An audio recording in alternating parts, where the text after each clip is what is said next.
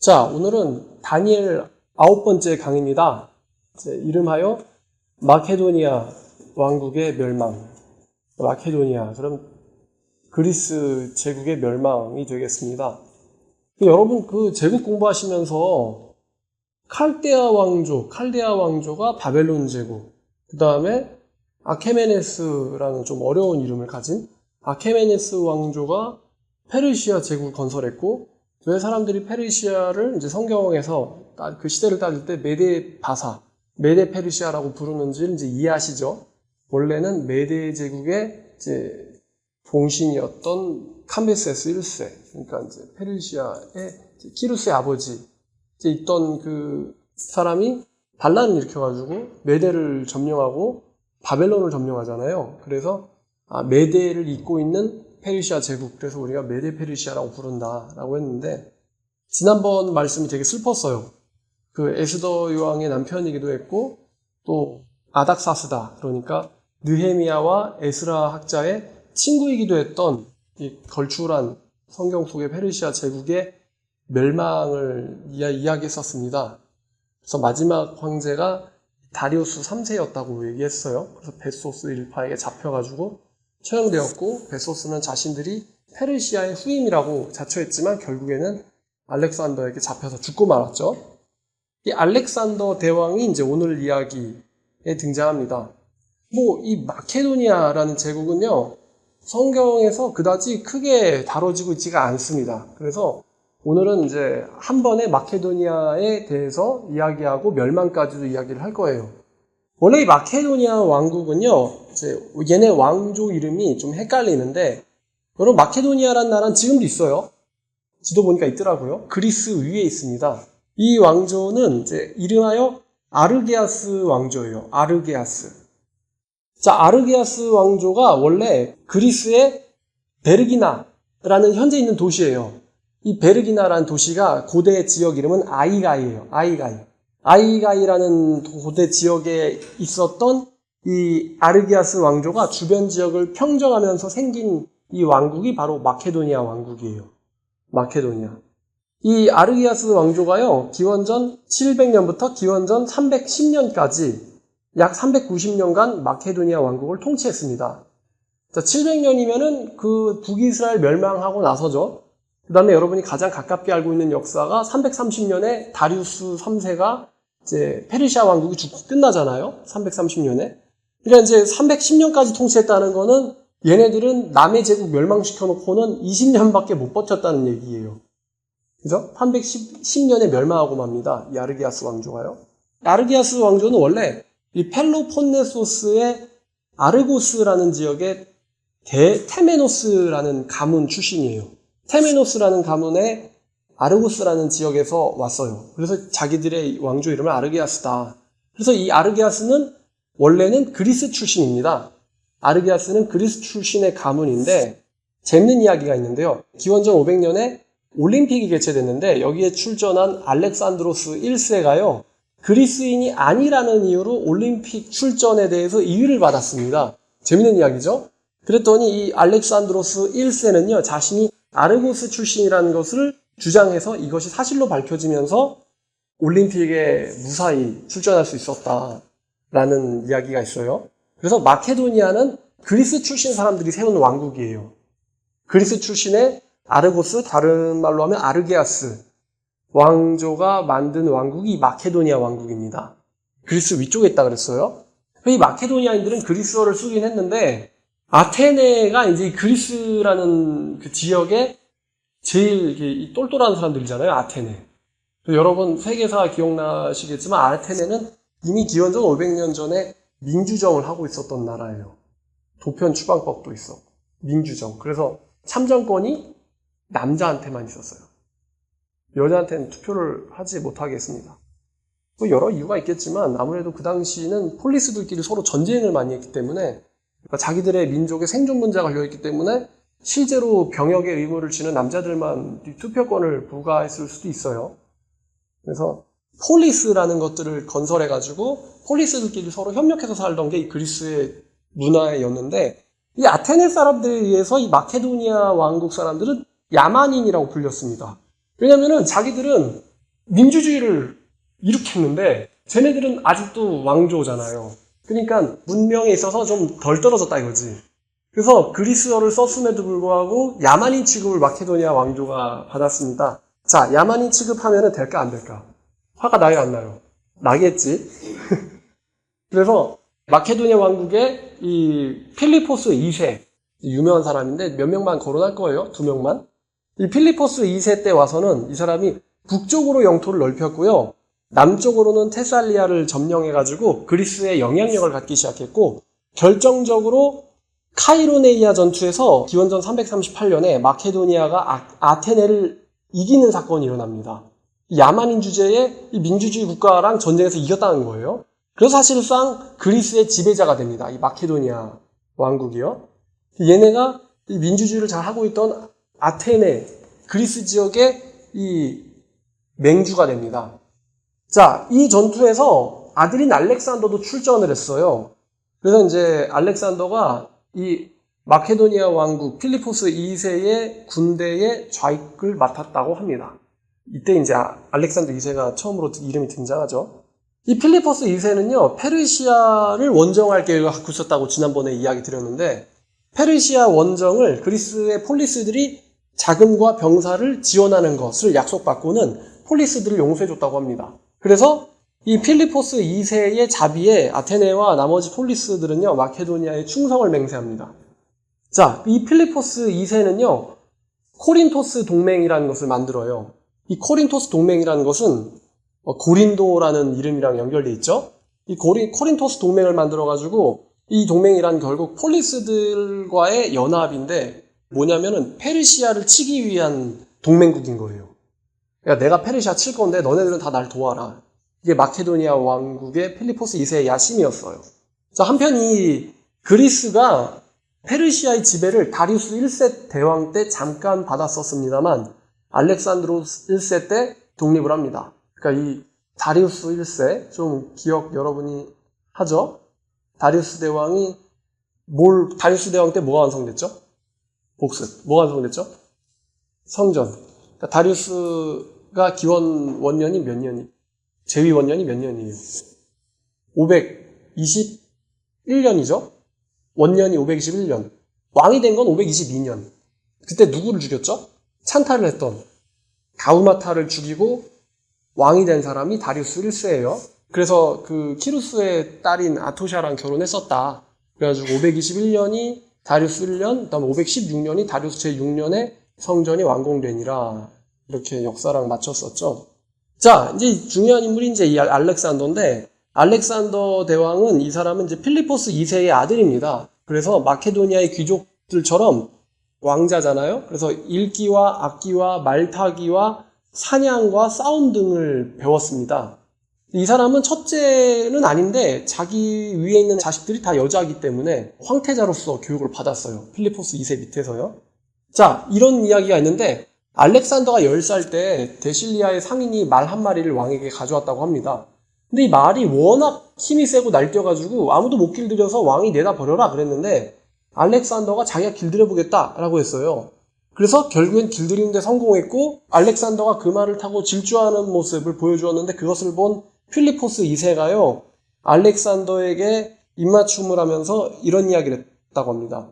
네 그릇에 맞는 왕국을 만들어라. 마케도니아는 너에게 너무 좁다. 라고 이야기했대요. 그래서 알렉산더가요. 그 말을요. 황소머리라는 이름의 부케팔라스라는 이름을 지어주었고 나중엔 자기가 정복한 도시를 부케팔라스라고 이름 짓기도 했어요.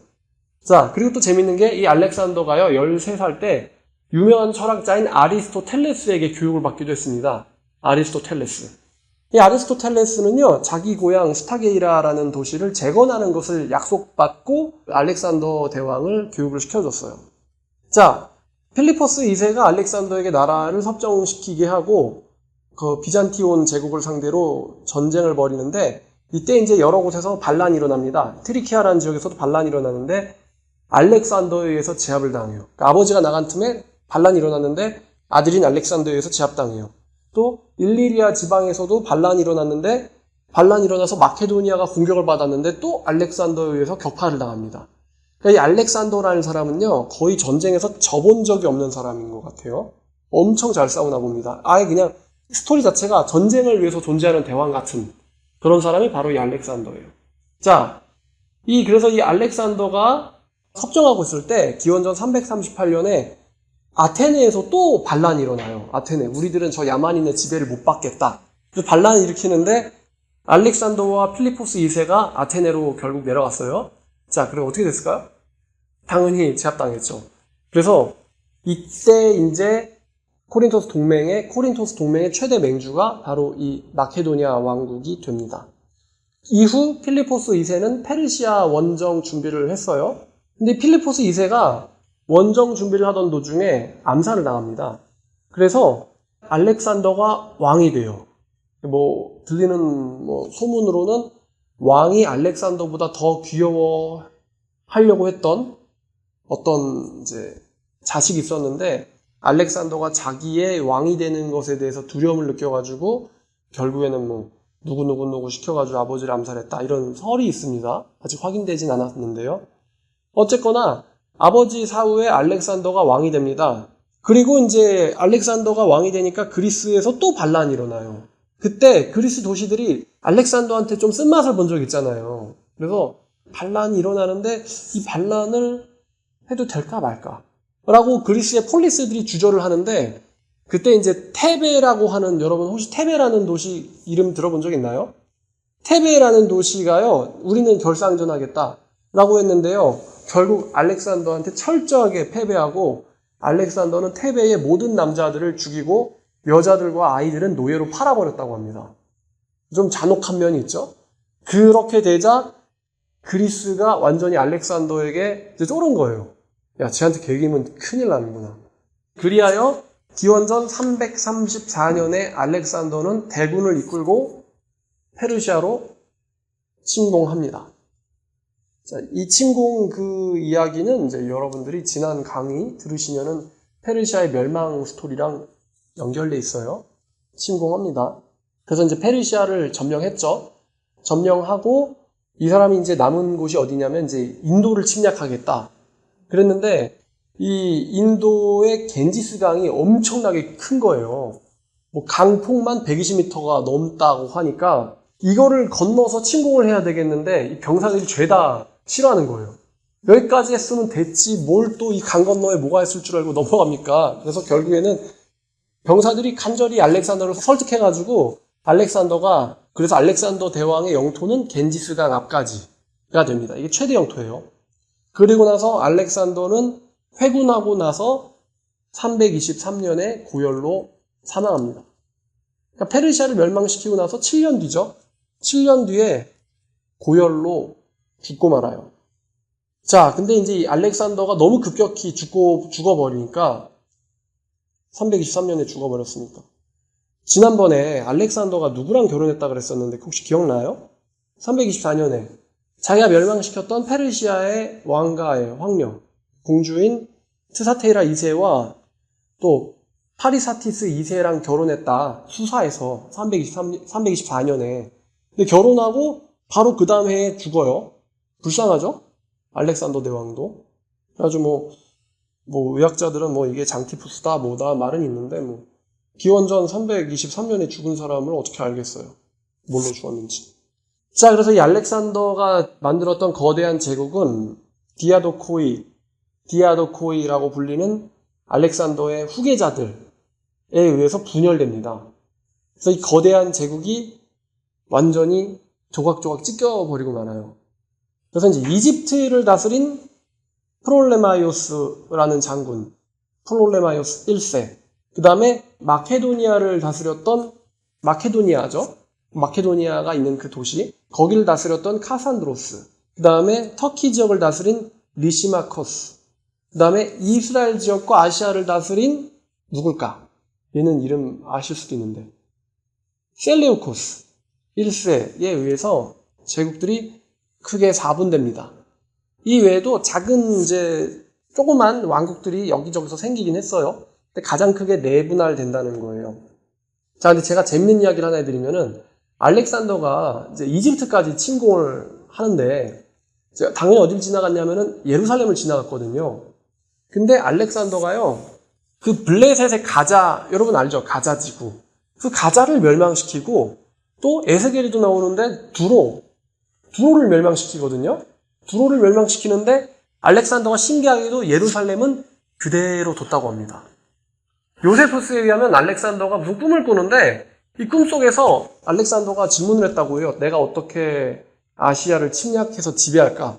그랬더니 꿈속에서 어떤 사람이 알렉산더에게 나타나가지고 뭐 도와주겠다라고 했는데 꿈속에서 만났던 사람이 알렉산더가 예루살렘을 들어갔을 때 맞아러 나왔던 유다의 제사장이었대요.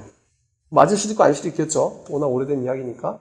그래서 심지어 이 알렉산더가 대군을 놔두고는 예루살렘 성전에 들어가서 이 성전, 그러니까 누가 만든 걸까요? 수르바벨이 만든 성전에 들어가서 제사까지 지내면서 하나님께 기도를 했다고 합니다. 알렉산더가. 그것에 대해서 그림이 있어요. 그래서 여러분 한번 나중에 검색해보세요. 세바스티노 콩가라는 사람이 그렸는데요. 알렉산더 대왕과 예루살렘 성전이라는 그림입니다. 그림이 재밌어요. 1737년에 그려졌다고 하는데 알렉산더 대왕이 예루살렘을 그대로 놔뒀다. 왜냐하면 예루살렘을 괴롭히는 건 알렉산더가 할 일은 아니었던 것 같아요. 자, 그 다음에 또 한 사람에 대해서 이야기를 해드릴 게 있는데 이 알렉산더의 첫째 부인이 록사나라고 하는 여자입니다. 록사나. 그럼 이제 둘째, 셋째가 아까 말씀드렸던 트사테이라랑 파리사티스라는 여자인데 이 록사나라는 여자가요. 알렉산더에게서 애를 하나 낳습니다. 그 아이가 알렉산드로스 4세예요. 알렉산드로스 4세를 낳는데 지금도 또 슬픈 이야기예요. 페르시아의 황녀였던 트사테이라 2세와 파라사티스 2세는요. 첫째 부인인 알렉산더의 이제 첫째 부인 이 록사나에 의해서 암살당합니다. 너네들이 있으면은 내 아들이 왕이 되는 게 문제가 생길 수 있다. 이거죠. 그래서 암살을 해버려요. 그래서 알렉산더가 죽자마자 알렉산더가 결혼했던 그 페르시아의 두 황녀는 암살됩니다. 첫째 부인에 의해서. 그리고 또 이 첫째 부인도요. 알렉산더가 사망했을 당시 임신 중이었거든요. 그래서 알렉산더의 장군들이 모여가지고 도대체 누가 후계자를 세울 것인가 얘네들이 고민하다가 필리포스 3세를 세울까 알렉산드로스 4세를 세울까 그러다가 이제 이때 이 당시 사람들은 알렉산더 4세가 남자인지를 몰랐어요. 그래서 록사나가 아이를 낳을 때까지 기다려보자. 그래가지고 기다렸는데 록사나가 아이를 낳았는데 남자애였어요. 그래서 장군들이 한결같이 그래 그럼 이제부터 이 아이가 알렉산더 4세고 마케도니아 왕국의 지배자다 라고 간다내기를 이제 왕조의 황제로 이제 임명을 한 거예요. 근데 간다내가 뭘 알겠어요. 이제 막 나왔는데 장군들이 엄마 뱃속에서 언제 나오나 이걸 남자일까 딸일까 요거를 기다렸는데 간다내가 뭘 알겠어요. 자, 그래서 이 알렉산더 4세가 너무 어려가지고 이 사람이 마지막 통치자예요. 너무 어려가지고 이 알렉산더가 죽을 때 고열로 죽을 때 인장을 넘겨준 사람이 있는데 이 사람이 페르디카스라는 사람입니다. 이 페르디카스라는 사람이 알렉산더의 이제 인장, 즉 황제의 도장을 받아요. 그래서 이 페르디카스에 의해서 섭정을 처음 했습니다. 근데 페르디카스가 암살당해요. 암살당하고 그 뒤에 섭정자로 안티파트로스가 섭정을 합니다. 근데 이 안티파트로스의 아들이 카산드로스거든요. 근데 이제 이 안티파트로스가 이제 죽으면은 그 섭정을 누구한테 넘겨줘야 돼요? 카산드로스한테 넘겨줄 줄 알았는데 왜냐면은 이제 왕이 너무 어리잖아요. 그러니까 왕이 어느 정도 클 때까지는 우리가 대신 지배를 하자라고 하고 있었는데 카산드로스는 순순히 자기가 조금만 통치하고는 알렉산더 4세에게 황제권을 넘겨줄 생각이 없었던 거예요. 그래서 아버지가 자기한테 이 섭정의 자리를 안 넘겨주니까 이 안티파트로스는 알렉산더의 장군이었던 폴리페르콘이라는 사람한테 그 다음 섭정 자리를 주거든요. 여기에 대해서 격분한 카산드로스가요. 결국 이 폴리페르콘이라는 장군과 적대를 하게 되고 결국에는 이 카산드로스가 반대하는 모든 사람들과의 전쟁에서 이기고는 이 폴리페르콘을 죽이고 그 다음에 폴리페르콘, 그러니까 안티파트로스를 선택을 했던 록사네와 그의 아들 알렉산더 4세를 이 카산드로스가 암살합니다. 정확하게 독살했다고 하네요. 여러분 정리가 돼요? 그러니까 알렉산더가 죽을 때 인장을 넘겨줬는데 이 인장을 넘겨받은 사람이 그 다음 섭정자에게 인장을 넘겨줬고 그 두 번째 인장을 넘겨받은 사람이 자기 아들이 있었는데 그 아들에게 인장을 넘겨줄 줄 알았는데 그게 아니라 알렉산더의 장군이었던 사람한테 인장을 넘겨주니까 그 아들이 화가 나가지고 반란 일으켜서 전부 다 죽이고는 알렉산더 4세와 록사네, 즉 알렉산더 대왕의 와이프와 아들까지 전부 다 독살했다는 거예요. 그래서 마케도니아를 카산드로스가 지배하게 된 겁니다. 참 무섭죠? 그러니까 록사네는 어떻게 보면은 이렇게 자기가 한 대로 돌아갔죠, 자기한테. 이로써 기원전 310년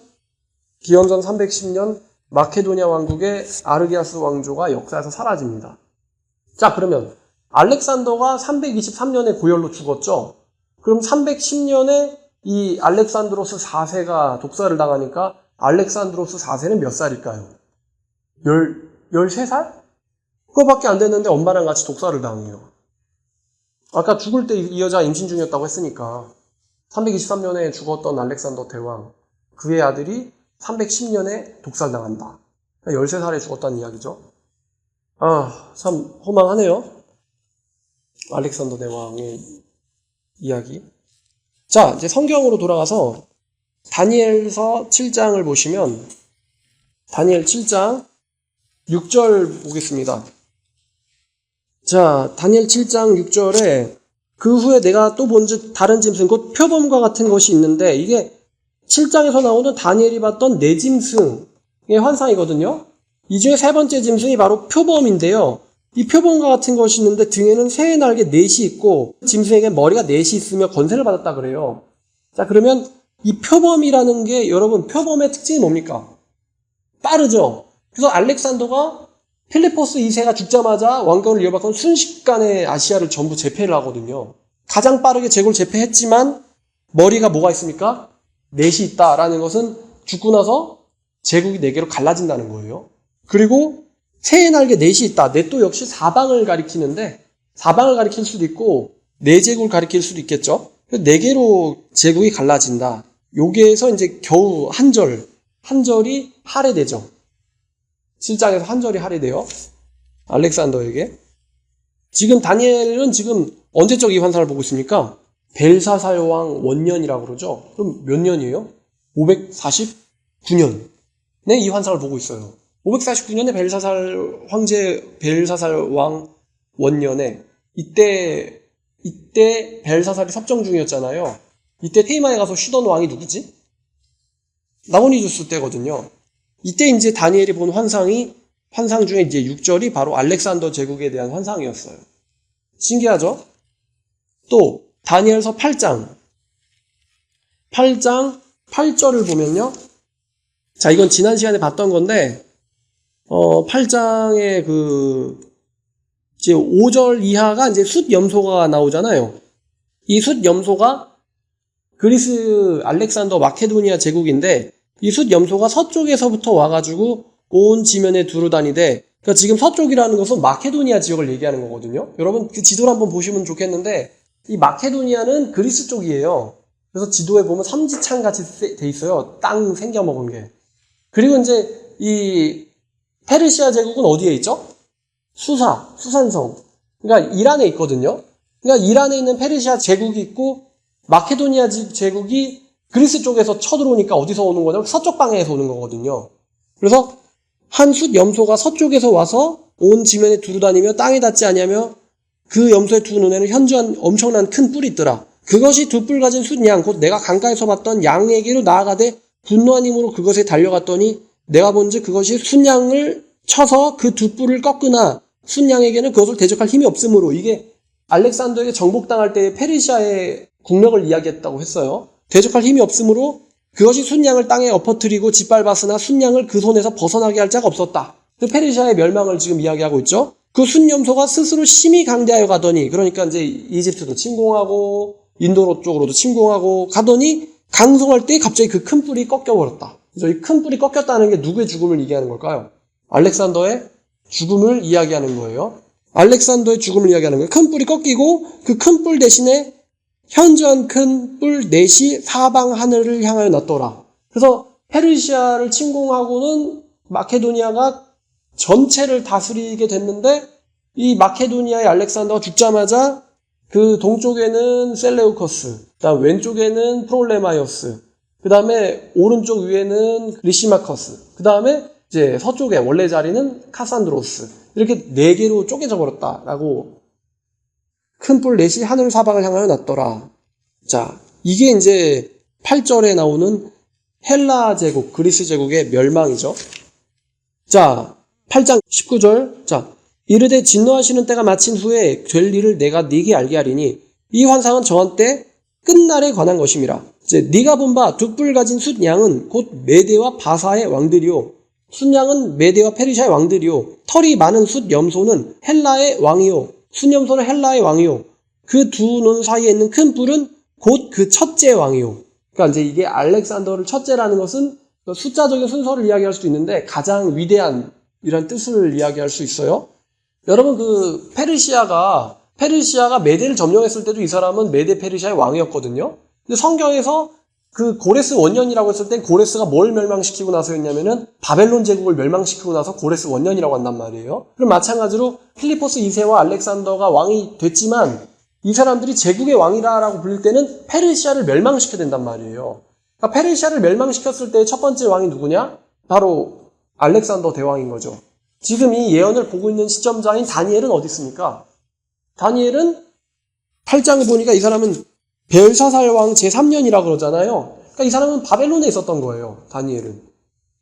자, 그래서 그 첫째 왕이요, 이 뿔이 꺾이고 알렉산더가 죽고 그 대신에 네 뿔이 났은즉 그의 나라 가운데서 네 나라가 일어나되 첫 번째 뿔의 권세만은 못하리라. 그러니까 제국의 4분 5열을 다 지금 설명하고 있는 거예요. 그의 네 나라가 일어나되 그의 권세만 못하리라. 그 네 나라 마지막 때에 반역자들이 가득한 쯤에 한 왕이 일어나리니 그 얼굴은 뻔뻔하며 속임수에 능하고. 이제 이거는 이제 또 나중 이야기죠. 알렉산더 대제의 사후에 분열된 4개 제국 중에서 일어날 어떤 간사한 왕을 가리키고 있습니다. 자, 이건 오늘 설명할 이야기가 아니고요. 자, 그 다음에 이제 또 알렉산더에 대해서 예언된 게 다니엘서 11장. 자, 다니엘서 11장 1절, 2절, 3절, 4절까지 보면요. 내가 또 메대 사람 다리오 원년에 일어나 그를 도와서 그를 강하게 한 일이 있었느니라. 다리오 원년에 일어나 그를 도와서 그를 강하게 한 일이 있었느니라. 이제 내가 참된 것을 네게 보이리라. 보라, 바사, 페르시아에서 또 새 왕들이 일어날 것이요. 그 후에 넷째는 그들보다 심히 부유해질 것이며 그가 그 부유함으로 강해진 후에는 모든 사람을 충동하여 헬라 왕국을 칠 것이다. 여기서 헬라를 제대로 친 왕이 누구냐면은 크세르크세스라고 했었죠. 에스더 여왕의 남편. 쳤는데 이제 해전에서 살라미스 해전에서 패하는 바람에 그리스 침공은 좌절되죠. 자, 그 외에 넷째가 그들보다 심히 부유할 것이며 부유함으로 강하여진 후에는 모든 사람을 충동하여 그리스를 칠 것이며, 자, 3절 장차 한 능력 있는 왕이 일어나서 큰 권세로 다스리며 자기 마음대로 행하리라. 요 3절 한 개가 이제 알렉산더에게 할당되었다라고 했죠. 그러니까 성경의 관심은 별로 알렉산더한테는 없는 거예요. 그러니까 330년에 제국 멸망시키고는 겨우 20년 버티다가, 그러니까 제국 침공하고 나서 7년 뒤에 죽어버리잖아요. 성경의 관심은 거기 없는 거예요. 자, 자기 마음대로 행하리라. 그러나 그가 강성할 때에 그의 나라가 갈라져 천하사방에 나누일 것이나 그 나라가 그의 자손에게로 돌아가지도 아니할 것이요. 또 자기가 주장하던 권세대로도 되지 아니하리니 이는 그 나라가 뽑혀서 그 외에 다른 사람들에게로 돌아갈 것임이라. 라고 얘기하죠. 그러니까 알렉산더 사후에 제국이 4개로 쪼개지잖아요. 이 4개 제국 중에 알렉산더의 후계 진짜 이 C라고 할 수 있는 사람이 이제 알렉산드로스 4세가 다스렸나요? 못 다스리죠. 오히려 카산드로스에게 암살당하잖아요. 독살당하잖아요. 그러니까 그 나라가 알렉산더의 후예에게로 돌아갈 것도 아니고 다른 사람들에게로 돌아갈 거다. 피 한 방울 안 섞인 장군들에게 돌아가 버렸잖아요. 자, 그래서 알렉산더의 제국은 자식이 아닌 장군들에게 돌아가 버렸어요. 프롤레마이오스, 셀레우코스, 카산드로스, 리시마커스. 자, 이게 오늘 준비한 강의는 여기까지입니다. 자, 이제 알렉산더에 대해서 좀 생각을 많이 해보니까 이 알렉산더는요, 전쟁을 일단 너무 잘해요. 전쟁을 잘하고 아리스토텔레스한테 배웠잖아요. 교양도 있었고, 심지어 이 사람이 전쟁할 때도 책을 들고 다녔다고 합니다. 역시 대왕이니까 돈이 많으니까 책을 들고 다녀, 그 당시에. 일리아드를 들고 다녔대요. 그리고 때로는 이 테베 얘기한 것처럼 굉장히 잔인했기도 했어요. 자, 근데 이제 이 알렉산더의 결국 본질은 뭐냐? 하나님이 쓰고 치운 말이에요. 한마디로 하면 알렉산더란 하나님이 쓰시고 치운 말입니다.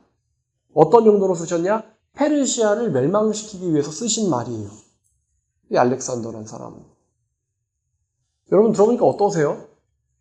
이 다니엘서에 세계를 호령하던 제국들의 흥망성쇠가 이렇게 간략히 진술되어 있는데, 그러니까 이 다니엘서, 그러니까 성경의 초점은 뭐 세계의 제국들에 대해서 초점 맞춰지지 않아요. 제가 여기까지 강의를 준비하면서 느낀 게 뭐냐면, 결국 세상 제국들은 답이 있다 없다. 답이 없다는 거예요.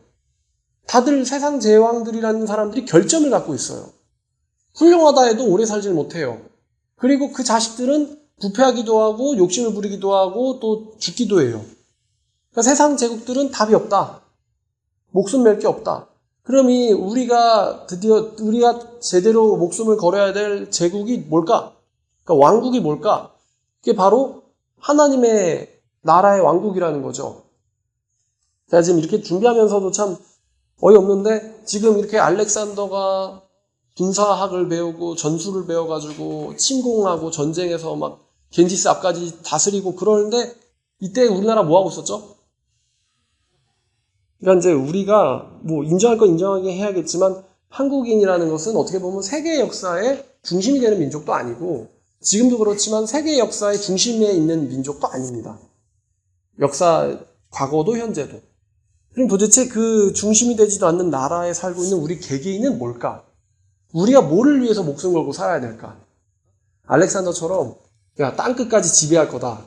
꿈이 뭐예요? 세계의 정복입니다. 뭐 이런 것도 아니고 우리 개개인이 목숨 걸고 살아야 될 건 뭘까요? 라고 질문했을 때, 그렇게 재산을 불리는데 우리의 목숨과 이 시선을 고정시켜야 될까요? 아니면은 하나님의 계획대로 흘러가고 있는 이 세계의 역사, 하나님이 쓰고 치우면 치우는 거예요. 그 세계의 역사를 우리가 공부하면서 우리의 초점이 나한테 있어야 될까요? 나의 안정에 있어야 될까요? 하나님의 계획에 있어야 될까요? 우리의 초점이 어디 있어야 돼요? 하나님의 계획에 있어야 되죠. 그게 우리가 이 설교를 들으면서 이렇게 거대하고 엄청났던 왕들도 다 이렇게 지나가 버리고 물 흐르듯이, 정말 물 위에 떠있는 나뭇잎이 우리 시선 앞에서 잠깐 몇 초 있다가 싹 지나가 버리듯이, 이 세계의 어떤 흐름이라는 게 다 지나가고 우리의 시선이 고정돼야 될 것은 이 하나님의 계획에 있어야 되는구나. 하나님의 계획. 재밌는 힌트가 얻었네. 자, 머리는 뭘 의미하죠? 제국, 그죠? 다니엘서 7장에 나오는 머리는 제국을 의미한다. 자, 오늘 여기까지 마케도니아 제국의 멸망, 흥망성쇠에 대해서 공부했습니다. 자, 시청해주셔서 감사합니다.